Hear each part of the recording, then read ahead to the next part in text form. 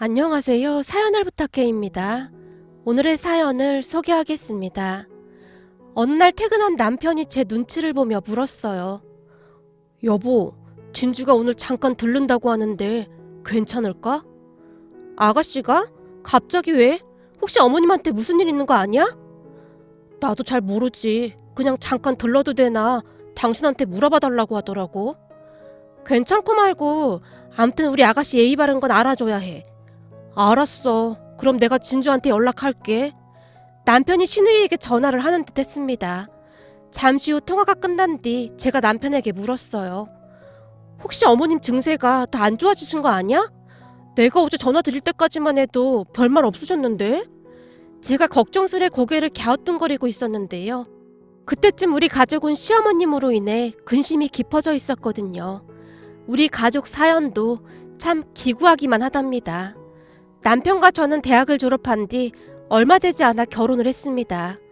요즘은 다들 결혼을 늦게 한다고 하지만 우리는 대학 때부터 만나오던 사이였기에 서로를 천생연분으로 생각했거든요. 양가 부모님들도 흔쾌히 허락하셨으니까요.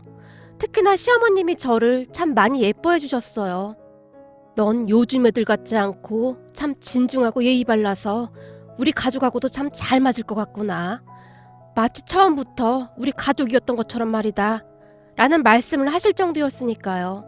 그리고 나중에 들은 얘기지만 시할머니께서 잘하는 점집이 있다는데 그 점집에서 남편과 제 궁합을 볼 필요도 없다고 했답니다.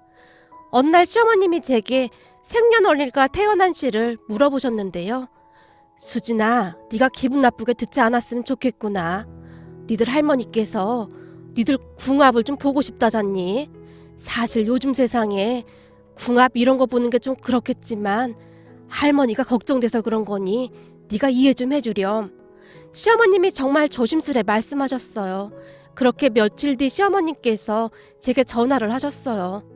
니들 할머니가 궁합을 보고 왔다는데 그렇게 좋을 수가 없다잖니. 천생연분이다 천생연분. 이라며 정말 좋아하셨거든요. 우리는 그렇게 결혼을 하게 되었습니다. 시댁 가족들은 제가 생각했던 것보다 훨씬 좋은 분들이셨어요. 시할머님도 좋은 분이셨고 시부모님과 시누이까지 정말 좋은 분들이었습니다. 특히나 시누이가 참 예의 바른 사람이랍니다. 그렇듯 우리는 결혼하고 더욱 행복한 시간을 보내고 있었어요. 시할머님을 모시고 가까운 곳에 여행도 다녀오고 맛집도 다니고 했거든요. 우리 시댁 가족들이 참 대단했던 것이 말이죠. 여행을 가더라도 모든 준비를 시누이가 하는 건 물론이었고 하물며 음식이나 설거지도 못하게 할 정도였습니다. 시집 식구들이랑 여행하는 게 어디 보통 일이냐? 이렇게 여행 왔을 때 넌 그냥 푹 쉬어.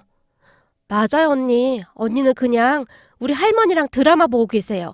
우리가 다 할 테니까요. 시누이가 저를 할머니 옆에 앉히곤 했습니다. 그래 맞다. 넌 내 옆에 딱 붙어서 저 드라마나 같이 보자. 너 내 말 좀 들어봐라. 저기 저 시어머니가 말이야. 아주 싹퉁바가지도 저런 싹퉁바가지가 없잖니. 지도 지뿔도 없는 것이 며느리를 그렇게 구박하지 않겠냐. 아주 못돼 처먹은 인간이야 저 인간이.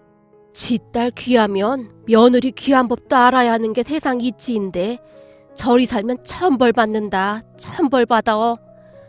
그러게요. 생긴 것도 아주 포독스럽게 생겼네요. 그렇지. 그래서 이 인상이라는 걸 무시 못한다니까. 며느리한테 저리 하는데 며느리가 시어머니를 좋아할 수 있겠냐. 난 지금 우리 며느리랑 참 잘 지내잖니. 그게 다 서로 이해하고 배려해서 그런 거야. 너도 네 시어머니랑 잘 지내보렴. 우리 며느리가 워낙 본심이 착한 애라 너한테도 잘해주지. 그럼요. 근데 어머님은 다 할머님한테 배운 거라고 하던데요. 우리 며느리가 그랬어? 네, 할머님 같은 분 세상에 없다고 하셨어요.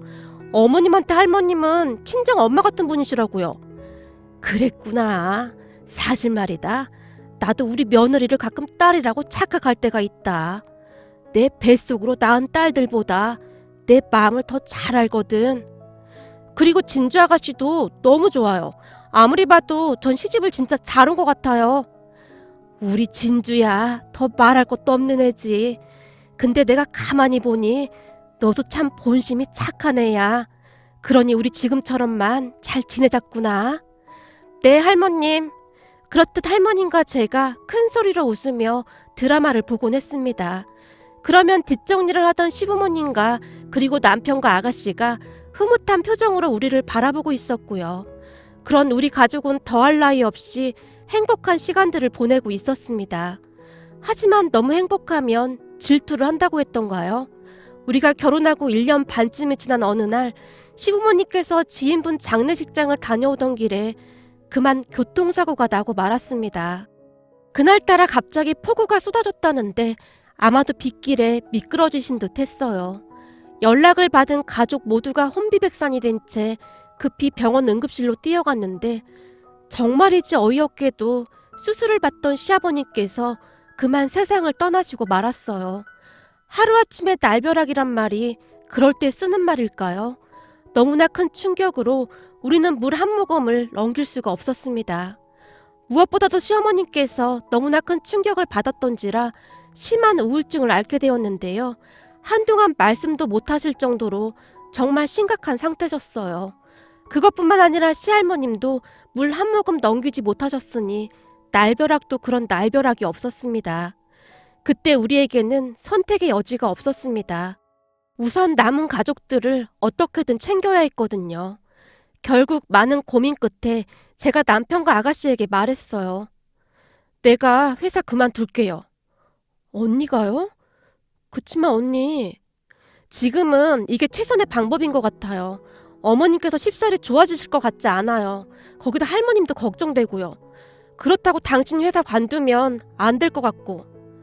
당신한테 다 맡기고 나 혼자 회사를 어떻게 다녀?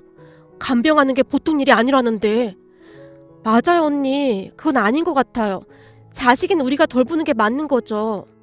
당신 승진한 지 얼마 되지도 않았는데 몇 달씩 쉴 수 있는 상황도 아니고 객관적으로 따져봐도 당신보다 월급이 적은 내가 관두는 게 맞아.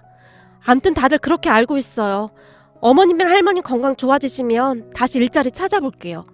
제가 남편과 신우이를 보며 단호하게 말했지만 신우이가 세차게 고개를 가로저었습니다. 그럼 저도 회사 관둘게요. 아무리 생각해봐도 언니 혼자는 무리예요. 아가씨가요? 아가씨, 전 괜찮아요. 그리고 저 간병 잘해요. 우리 할머니도 중풍으로 꽤 오래 누워 계시다 돌아가셨거든요.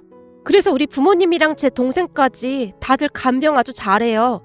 제가 천진난만한 표정으로 활짝 웃었어요. 아니에요. 그래도 그건 아닌 것 같아요. 제가 회사 관둘 테니까 언니는 그냥 회사 다니면서 오빠랑 같이 도와주세요. 평소에는 그렇게 순할 수가 없던 신우이였지만 그날만큼은 신우이의 표정에 단호함이 가득했어요. 그렇게 신우이가 회사를 그만뒀는데요. 아무래도 두 분을 돌보다 보니 신우이 혼자 힘들 수밖에 없었어요. 하루하루 신우이의 얼굴이 말이 아니었거든요. 양심의 가책이 느껴져서 도저히 보고만 있을 수가 없었습니다. 그리고 무엇보다도 며느리인 저한테 떠넘기기보다는 신우이와 남편 둘이서 해결하려고 노력하는 모습을 보며 제 마음이 더욱 움직였던 것 같습니다. 사실 그렇잖아요. 그동안 아무리 사이가 좋았다고 해도 절대 쉬운 일은 아니었으니까요. 하지만 그때 당시 우리에게는 선택의 여지가 없었습니다. 시아버님이 그렇게 되신 뒤로 시할머님과 시어머님이 잘못되지는 않을까 노심초사일 수밖에 없었거든요. 결국 저도 회사를 그만뒀습니다. 그렇게 우리 부부는 시댁으로 들어갔어요. 시댁으로 들어가면서 남편 회사가 조금 멀어지긴 했지만 그런 걸 생각할 여유도 없었으니까요. 우리 시부모님은 시아버님 살아생전 금술이 정말 좋으셨기 때문에 시어머님께서 더욱 충격을 받을 수밖에 없었는데요. 시어머님은 수면제를 드셔야만 잠을 이룰 수가 있을 정도였어요. 하지만 그것도 잠시뿐 잠에서 깨어나시기만 하면 시어머님께서 네 아빠가 날 살리려고 핸들을 그쪽으로 틀은 거야. 그래서 나만 살았던 거다. 라고 하시면서 까무러치기를 반복하셨습니다. 시할머님 또한 종일 눈물바람이셨고요. 그때 그 점쟁이가 신년 운세 볼 때 운전 조심시키라고 했었는데 내가 더 신경 썼어야 했어. 이게 다 내 잘못이다. 라며 식음을 전폐하셨습니다. 그 몇 달 동안 우리에게는 정말 힘든 시간이었어요. 그렇게 정신없는 몇 달이 지나갔고 시어머님이 조금씩 좋아져가고 있었기에 남편과 저는 우리가 살던 집으로 다시 들어갔는데요. 그런데 그날 시누이가 갑자기 찾아온다고 하니 많이 놀랄 수밖에 없었어요. 혹시나 무슨 일이 생긴 건 아닐까 하는 생각만 들었거든요. 시아버님께서 돌아가신 뒤로는 갑자기 누가 찾아오거나 연락이 올 때면 또 무슨 일이 생기지는 않았을까 하는 생각만 들었으니까요. 그렇게 잠시 후 시누이가 집 안으로 들어왔습니다. 언니, 늦게 죄송해요. 늦게라뇨. 이제 9시밖에 안 됐는걸요? 근데 어머님이랑 할머님께 무슨 일 있으신 건 아니죠? 아니에요. 그런 건 아닌데 이걸 어떻게 말해야 할지 모르겠네요. 워낙 예의 바른 시누이인지라 말 한마디 한마디를 조심하고 있는 듯 했습니다. 언니, 제가 진짜 말하기 싫었는데 우리 할머니 때문에 어쩔 수 없이 하는 말인 것만 알아주세요. 알았으니까 얼른 말해봐요. 무슨 일인데요? 저기 그게 말이죠. 언니도 알다시피 우리 할머니가 매년 1월달마다 가는 점집이 있잖아요. 네, 잘 알고 있죠. 그렇지 않아도 며칠 전에 저한테 거기 좀 같이 가보자고 하셨는데 제가 무서워서 같이 못 가드렸어요. 그때 아버님 차 조심하란 얘기도 했다고 하질 않나. 이래저래 너무 무섭기도 하고 혹시나 할머니께서 또 무슨 충격이라도 받으실까 봐요. 맞아요. 저도 그래서 안 가려고 했는데 할머니가 하도 가자고 해서 어쩔 수 없이 다녀왔어요. 근데 거기서 이상한 소리를 해서요. 이상한 소리요? 무슨 소린데요? 거봐. 그래서 내가 거기 안 가려고 했던 거예요. 진짜 불길하게 왜 자꾸 이상한 소리를 하는 거예요? 그게 아니라 나쁜 소리는 아니고 그 점쟁이가 하는 말이 언니랑 오빠한테 아기가 생기면 엄마 증세가 좀 나아질 거라고 해서요. 네? 아기요? 갑자기 아기를요? 그 점쟁이가 말할 때는 그냥 대수롭지 않게 생각하고 말았는데요. 가만히 생각해보니 그 말이 꼭 틀린 말은 아닌 것 같더라고요. 그러니까 제 말은 우리 집에 조카가 태어나면 아무래도 관심이 조카한테 갈 테니까 엄마도 조카 커가는 거 보면서 좀 나아지지 않을까요? 아, 그렇긴 하겠네요. 근데 저희가 애를 갖겠다고 해도 바로 생기는 것도 아닐 텐데 그것도 걱정이네요. 저기 그게 말이에요. 제가 점쟁이 얘기를 계속해서 정말 미안한데요. 그 점쟁이 말로는 언니랑 오빠가 노력만 하면 바로 생길 거라고, 아마도 3개월 안에 생길 수도 있을 거라고 그러더라고요. 물론 미신인 줄은 아는데 이게 3개월 안에 안 생기면 몇 년 있다 생긴다고 빨리 서두르라고 하더라고요. 죄송해요. 저도 말도 안 되는 소린 줄은 알고 있는데. 한동안 긴장해서 말을 하던 시누이가 긴 한숨을 내쉬었어요. 그런 시누이의 얼굴이 이런저런 생각들로 많이 복잡해 보였습니다. 아가씨, 괜찮아요. 우리 그런 사이 아니잖아요. 제가 아가씨 마음을 왜 모르겠어요? 아가씨 지금 지푸라기라도 잡고 싶은 심정인 거잖아요. 알았어요. 그럼 오늘부터 우리가 노력해 볼게요. 지금 취업하려고 노력은 하고 있는데 연락도 안 오고 있고 오히려 잘 됐네요. 이참에 빨리 애기 낳아서 키우는 것도 나쁘지 않을 것 같아요. 젊은 엄마 아빠 좋잖아요. 정말요? 정말 괜찮겠어요? 그리고 진짜로 죄송해요. 아니에요. 괜찮다니까요. 암튼 우리도 노력해볼게요. 그 점쟁이가 용한지 아니면 거짓말 하는 건지 한번 보자고요. 제가 시누이를 보며 활짝 웃었습니다. 그렇게 한 2달쯤이 지났을까요? 아침부터 감기 몸살 기운이 있어서 제가 일어나지도 못하고 있었는데요. 당신 요 며칠 계속 몸이 안 좋은 것 같은데 병원 한번 다녀와봐. 그래야겠지? 왜 이렇게 졸리고 몸이 으슬으슬 추운지 모르겠어. 혹시 말이야, 그 임신 아니겠지? 설마 이렇게 빨리? 그래도 혹시 모르는 거니까 그 임신 테스트기인가 그거 한번 해보던지. 괜히 병원 갔다가 이상한 약 먹으면 안 되잖아. 그래, 알았어. 제가 남편에게 대답을 하고는 다시 누워 잠이 들었는데요. 시간이 얼마나 지났을까요? 휴대폰 벨소리가 울려서 잠결에 전화를 받았어요. 여보세요? 예, 나다. 너 혹시 말이다. 아직 애기 소식 없는 거냐? 아, 네. 아직 잘 모르겠어요. 할머님, 근데 제가 요 며칠 계속 졸리고 으슬으슬 감기 기운이 있는데 이것도 임신 증상일까요? 뭐? 그게 정말이냐? 네. 계속 잠이 쏟아지고 그래요. 네, 그럴 줄 알았다.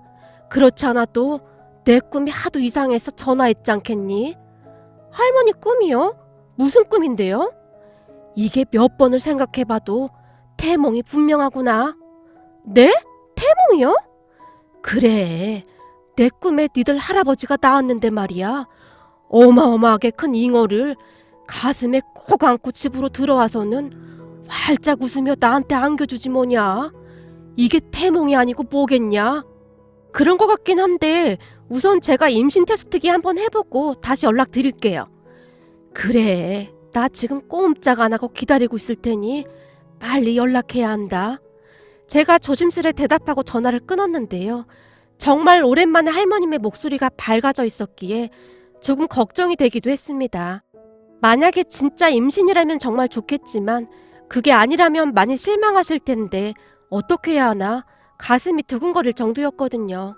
사실 그전까지는 아이가 생기면 그만이고 아니면 말지 뭐 라고 생각하고 있었는데 너무나 좋아하시는 할머님의 목소리를 듣고 나니 부담이 될 수밖에 없었어요. 그렇게 얼마 뒤 제가 임신 테스트기를 사서 떨리는 마음으로 확인해 봤는데요. 세상에나 선명한 두 줄이었어요. 그걸 보는데 손이 어찌나 떨리던지 어떻게 설명할 수도 없는 그런 마음이었습니다. 제가 떨리는 마음으로 급히 할머님께 전화를 드렸어요. 그래, 해봤니? 임신이지? 내 말이 맞는 거지? 네, 할머님 말씀처럼 임신이에요. 진짜 신기하네요. 거봐, 내가 뭐라고 했니? 확실하다니까. 축하한다. 축하해. 정말 오랜만에 들어보는 할머님의 밝은 목소리였답니다. 할머님과 전화를 끊고 난 뒤 한동안 임신 테스트기만 바라보고 있었는데요. 잠시 후 여기저기서 걸려오는 전화로 인해 휴대폰이 쉴 새 없이 울려댔어요. 여보, 진짜 임신이야? 그럼 나 아빠 되는 거야? 근데 좀 서운하다. 이런 기쁜 소식을 내가 할머니한테 먼저 듣다니. 할머님이 전화하셨구나? 그게 뭐가 중요해. 할머님이 태몽 꾸셨다고 해서 제일 먼저 전화드렸구만. 근데 할머님 진짜 좋아하시는 것 같아. 남편과 전화를 끊자마자 시어머님에게 전화가 걸려왔어요. 얘야, 너 정말 아기 가진 거 맞니? 네, 맞아요. 어머님, 제가 지금 그리로 갈게요. 아니다. 우리가 거기로 가마. 임신 초기에 조심해야 하는데 뭐하러 여기까지 와? 우리가 가면 되는 걸. 네? 어머님이 여기로 오신다고요? 그래, 나 아침에 약 잘 챙겨 먹어서 지금은 괜찮으니까 걱정 말고. 시어머님의 목소리에서 오랜만에 힘이 느껴질 정도였습니다. 아니에요, 어머님. 제가 갈게요. 글쎄, 괜찮다니까. 나도 언제까지 집에만 틀어박혀 있을 수는 없는 노릇 아니겠냐. 이제 손주도 태어나는데 나도 준비를 해야지. 갑작스레 변하신 시어머님을 보며 놀랍기만 했는데요. 저는 너무나 기쁜 나머지 만세라도 부르고 싶은 심정이었습니다. 그렇잖아요. 한동안 우울하기만 하던 집안 분위기가 순식간에 바뀌었으니 제 입장에서는 그것보다 좋을 수가 없었거든요. 그렇게 시어머님과 시할머님은 하루가 다르게 변해가셨습니다. 새로 태어날 가족을 맞이하느라 그저 분주한 모습이었으니까요. 어느 날은 시누이가 제게 조심스레 말을 꺼냈는데요. 언니, 의사가 엄마랑 할머니 진짜 많이 좋아졌다고 하거든요. 그래서 말인데 혹시나 언니가 불편할 수도 있겠지만 우리 엄마랑 할머니가 뭘 주셔도 그냥 기쁘게 받아주시면 안 될까요? 왜요? 저한테 뭐 주신대요? 그게 말이죠. 첫 손주이다 보니 지금 두 분이서 맨날 뭘 만들고 계세요. 뭘 만드시는데요? 손주한테 입힐 베넷저고리랑 포대기랑 뭐 이것저것 만드느라 지금 엄청 바쁘세요. 정말요? 근데 그걸 집에서 직접 만들 수가 있는 거예요? 진짜 신기하네요. 사실 우리 할머니 젊으셨을 때 바느질을 진짜 잘하셨대요. 우리 엄마도 할머니한테 배우셨고요.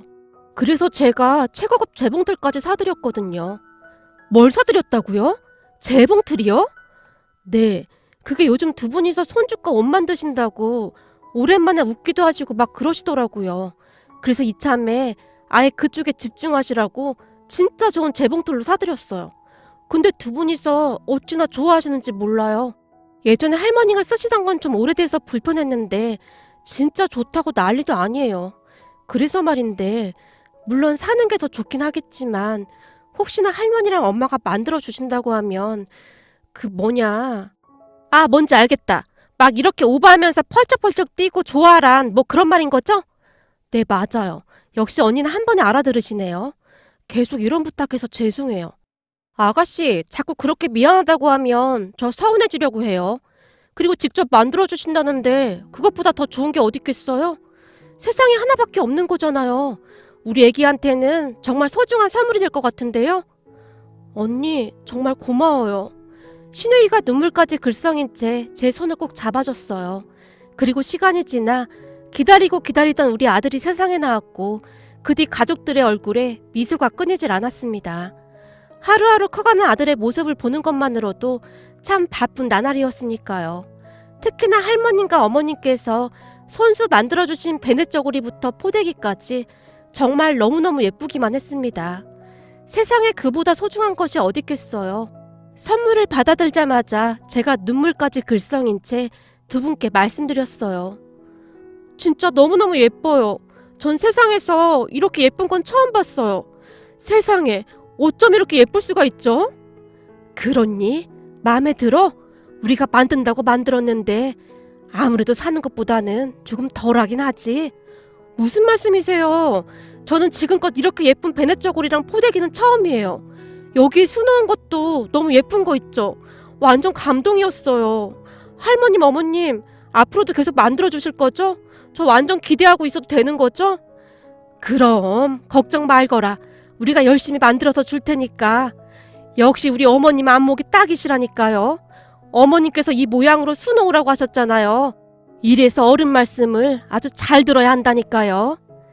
아니다, 아니야. 네가 워낙 잘해서 그런 거 아니겠니? 입혀놓으니까 아주 딱이구나. 그렇죠. 입혀놓으니까 진짜 너무너무 예쁜 거 있죠. 아까 의사 선생님이랑 간호사들도 그랬잖아요. 지금껏 본 중에서 최고로 예쁜 베넷 저고리라고요. 제 어깨가 얼마나 들썩였는지 몰라요. 제 말에 할머님과 시어머님의 입이 귀에 걸려 있었어요. 그런 모습을 보며 남편과 시누이의 눈가가 촉촉히 젖어 있었답니다. 그리고 잠시 후 남편이 할머님과 어머님을 모셔다 드리러 병실을 나섰는데요. 언니, 정말 고마워요. 사실 저 아까 언니가 의사 선생님하고 간호사분들한테 부탁하는 말 병실 밖에서 다 들었어요.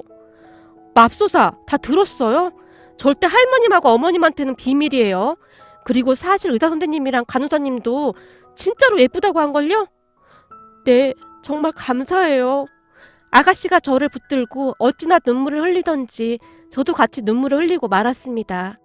사실은 할머님과 시어머님께서 병실로 오시기 전 제가 의사 선생님과 간호사님들께 부탁을 했었거든요. 베넷 저고리가 정말 예쁘다고 칭찬 좀 해달라고 말이죠. 의사 선생님이 남자분이셨는데 평소에 참 무뚝뚝한 분이셨는데요. 우리 가족 사연을 들으시면서 어찌나 크게 고개를 끄덕이시던지 그날은 엄청 오바스럽게 얘기를 하셨거든요. 너무 오바하셔서 오히려 불안불안할 정도였으니까요. 여기 수놓은 게 보통 예사로워 보이지가 않습니다. 마치 왕들이 입어야 하는 그런 베넷 저고리 같습니다. 아주 훌륭합니다. 라고 말씀하셨거든요. 하지만 할머님과 시어머님은 의사 선생님의 칭찬에 이미 넋이 반쯤 나가 있었기에 얼굴에 미소가 떠나질 않았습니다. 그 뒤에도 두 분은 열심히 우리 아들 옷을 만들어줬어요. 아들이 커가면서 우리 부부는 아예 시댁으로 들어갔습니다. 아들이 커가는 모습을 보며 매일매일 행복해 하시길 바랐거든요. 그리고 저는 아예 전업주부를 하면서 바쁘게 지내고 있는데요. 할머님과 어머님께서 만들어주시는 옷들이 너무나 예뻐서 제가 SNS에 우리 아들이 입고 있는 사진들을 올리고 있었어요. 그런데 제가 대학 다닐 때 동아리 모임에 외국인 친구들이 많았는데요. 제 SNS를 그 외국인 친구들이 보게 되었습니다. 사진을 올리고 대부분의 내용을 한글과 영어로 작성을 해놨는데요. 제가 올린 글과 사진을 보던 외국인 친구들이 놀라움을 금치 못했거든요. 우리 아들이 입고 있던 베넷 저고리부터 한복 그리고 포대기까지 다 할머님과 시어머님께서 만들어주신 거라고 글을 올려놨으니까요. 그런데 그 사진을 본 외국인 친구들이 감탄을 금치 못한 채 제게 살 수 있는지 물어보는 게 아니겠습니까? 특히나 한복을 보며 꼭 사고 싶다고 전화까지 오고 난리가 났었답니다. 그 바람에 제가 할머님과 시어머님께 조심스레 여쭤봤고요. 그냥 주면 되지 돈은 뭐 한다고 받아. 그냥 원단값만 받는다고 해. 라며 미소를 감추지 못하셨어요. 그렇게 옷을 받아본 외국인 친구들이 아이들에게 입힌 사진을 보내오기도 했는데요. 주변에서 너무 예쁘다고 그렇게 부러워한다고 하네요. 그 모습을 보며 신우이가 놀랍다는 듯이 말을 했어요. 지금 할머니랑 엄마가 어마어마한 일을 하고 있는 거야. 뭐? 어마어마한 일? 옷 만드는 게 뭐가 어마어마해?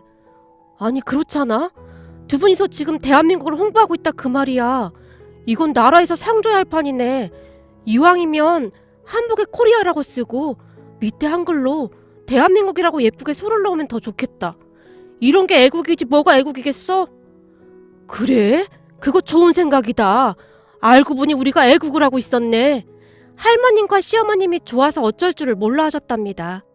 그리고 지금도 여전히 두 분이서 바쁘게 옷을 만들고 계신데요. 두 분이서 바쁘게 지내셔서 그런지 날이 가면 갈수록 더 젊어지시는 것 같네요. 비록 큰 아픔을 겪었지만 우리 가족이 그 아픔 속에서 더 단단해지지 않았나 싶습니다.